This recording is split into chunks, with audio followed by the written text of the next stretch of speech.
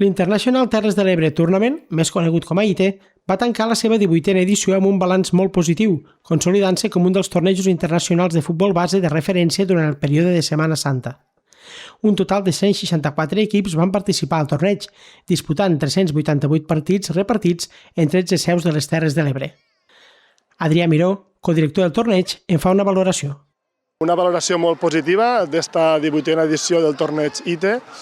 Avui estem vivint les finals or de categoria or aquí a Amposta i tenim altres instal·lacions on se juguen les finals de plata i avui és una festa, hi ha un ambientàs aquí als camps, veiem a la gent molt contenta, molt feliç, sobretot els que han guanyat, més tristos aquells equips que no han pogut arribar a la final o que no han pogut guanyar la final, però al final crec que el que guanya avui és l'esport, són els valors, és el futbol i el creixement que s'emporten tots els nens i nenes.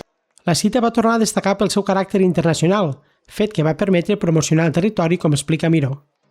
Jo destacaria la promoció del territori. Al final són 2.500 esportistes que han vingut a jugar aquí a les Terres de l'Ebre, gent internacional, han tingut equips de Dubai, equips d'Anglaterra, equips de Portugal, equips de diferents regions també del territori espanyol, que han vingut aquí a les Terres de l'Ebre, que coneixen pobles que potser no havien visitat mai.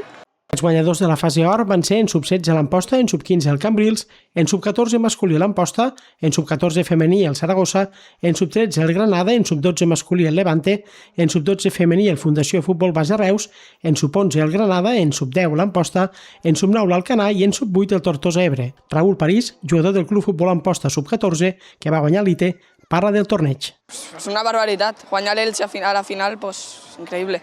Més difícil l'Elche perquè tècnicament eren un poc superiors i sabien a lo que jugaven. La propera edició de l'International Terres de l'Ebre Tournament ja té dates confirmades i se celebrarà del 25 al 28 de març de 2027.